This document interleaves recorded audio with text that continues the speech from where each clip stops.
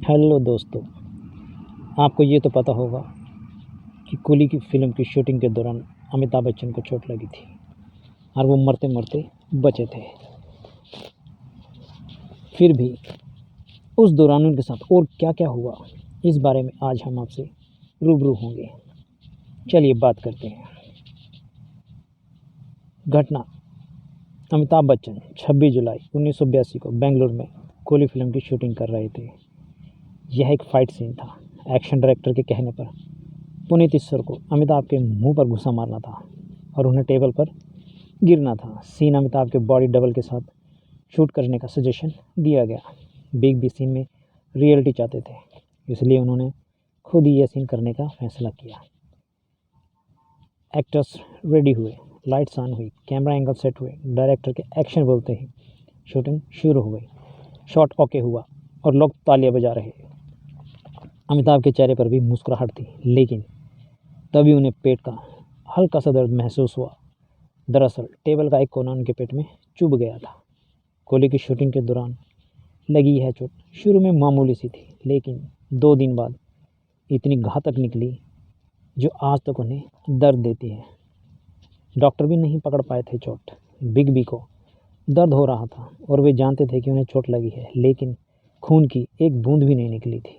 इसलिए big B और film के कास्ट क्रू मेंबर्स ने इसे मामूली चोट समझा। उनके पेट पर 2 बार मलहम लगाया गया, लेकिन जब आराम नहीं लगा तब अमिताभ होटल वेस्ट एंड चले गए, जो उन्होंने 2 सप्ताह के लिए बुक कर रखा था।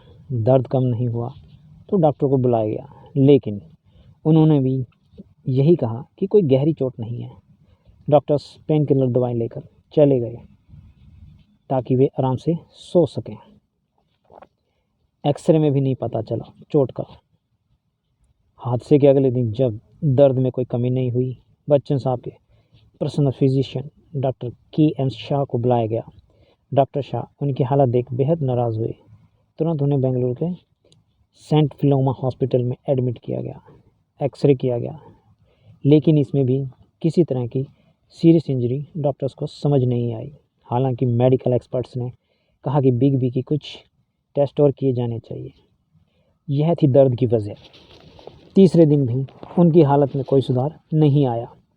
एक बार फिर से एक्सरे हुआ, नतीजा वही, कोई सीरियस इंजरी नहीं मिली। डॉक्टर्स ने एक्सरे को बारीकी से चेक किया तो डायफ्राम के नीचे गैस दिखाई दे रही थी, जो टूटी हुई आंत से ही आ सकती है। बाद में मुंबई के एक डॉक्टर ने कहा भी था, अपने प्रोफेशन में हम पेशेंट को तब ट्रीट करना शुरू करते हैं जब हमारे पास आता है। पिछले ट्रीटमेंट को दोष नहीं देते, लेकिन इस केस में इस बात से इनकार नहीं किया जा सकता था कि एक्सीडेंट के बाद लिए गए एक्सरे में डायफ्राम के नीचे गैस दिख रही थी, जो कि लीकेज का संकेत था। फिर बॉडी में फैल गया इन्फेक्शन। चौथे दिन अमिताभ की स्थिति और बिगड़ गई।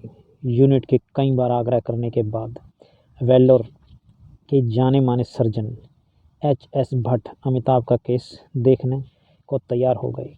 रिपोर्ट देखते ही डॉक्टर भट्ट ने कहा, तुरंत ऑपरेशन करना पड़ेगा, क्योंकि इन्फेक्शन बिग बी की बॉडी में फैल चुका था। अमिताभ को तेज़ बुखार हो गया था और वे बार बार उल्टी भी कर रहे थे।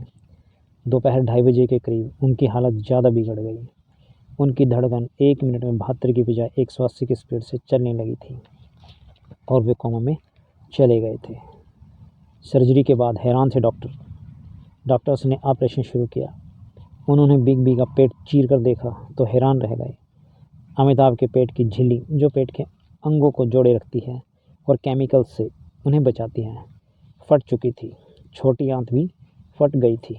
इस स्थिति में किसी का भी 3 से 4 घंटे ज़िंदा रहना मुश्किल होता है, लेकिन अमिताभ 3 दिन तक इस कंडीशन से गुजरे। डॉक्टर्स ने पेट की सफाई की, आंत सीली। उस वक्त अमिताभ को पहले से ही कई बीमारियां, अस्थमा, पीलिया के कारण एक किडनी भी खराब हो चुकी थी, डायबिटीज़। ऐसे में वे इतने दिन इस प्रॉब्लम से कैसे लड़े, ये किसी आश्चर्य से कम नहीं था। ऑपरेशन के बाद निमोनिया ने जकड़ा। ऑपरेशन के अगले दिन बिग बी को निमोनिया भी हो गया। उनके शरीर में जहर फैलता जा रहा था, खून पतला हो रहा था। ब्लड डेंसिटी को सुधारने के लिए बेंगलोर में सेल्स मौजूद नहीं थे, जिन्हें मुंबई से मंगवाया गया। खून में सेल्स मिलाने के बाद अमिताभ की स्थिति 4 दिनों में पहली बार कुछ सुधरी थी, लेकिन 29 जुलाई को फिर उनकी हालत खराब हो गई और जैसे तैसे उन्हें संभाला गया। मीटिंग कर डॉक्टर्स ने तय किया कि अमिताभ को मुंबई ले जाना ही सही होगा, वहाँ बेहतर इलाज की सुविधा थी। आखिर में एयरबस के ज़रिए अमिताभ को मुंबई ले जाने का तय हुआ। स्ट्रेचर पर लेटे अमिताभ को क्रेन की मदद से एयरबस में शिफ्ट किया गया। 31 जुलाई की सुबह करीब 5 बजे एयरबस पहुंच गई। उन्हें फ्रेंडी कैंडी हॉस्पिटल की दूसरी मंजिल पर स्पेशल विजिलेंस वार्ड में रखा गया। ब्रीच कैंडी हॉस्पिटल में 2 अगस्त को हुआ दोबारा ऑपरेशन। 2 अगस्त को अमिताभ बच्चन का दोबारा ऑपरेशन किया गया। यह ऑपरेशन करीब 8 घंटे चला था।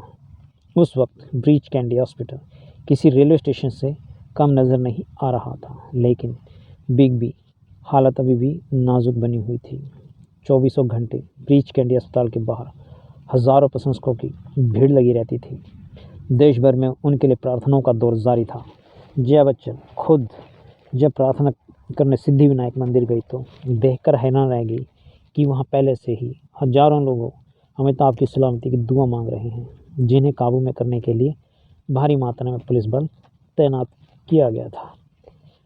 आखिर फैंस और फिल्म इंडस्ट्री के लोगों की उम्मीद रंग लाई और ऑपरेशन के 3 दिन बाद उनकी हालत में सुधार होना शुरू हुआ। पहली बार वे फिजियोथेरेपी, मसाज कराने, वॉकमैन और हल्का लाइट म्यूज़िक सुनने और फैमिली मेम्बर्स के लिए नोट्स लिखने में सक्षम हुए। 24 सितंबर को हुए डिस्चार्ज। 16 अगस्त तक अमिताभ खाने पीने लगे। कुछ कदम चले भी। लोगों की दुआएं असर दिखा रही थी, लेकिन अभी भी उन्हें लंबे समय तक अस्पताल में रहना था। लगातार उनकी सेहत में सुधार होता रहा। 24 सितंबर को आखिरकार अमिताभ को ब्रीच कैंडी अस्पताल से छुट्टी मिल गई। लोगों की बेकाबू भीड़ उनका इंतज़ार कर रही थी। ठीक होने पर अपने प्रशंसकों का धन्यवाद देते हुए अमिताभ ने कहा था, जिंदगी और मौत के बीच यह एक भयानक अग्नि परीक्षा थी। 2 महीने का अस्पताल प्रवास और मौत से लड़ाई खत्म हो चुकी है। अब मैं मौत पर विजय पाकर अपने घर प्रतीक्षा लौट रहा हूँ। घर पहुंचकर उन्होंने हाथ हिलाकर अपने शुभ चिंतकों को शुक्रिया अदा किया। Thank you.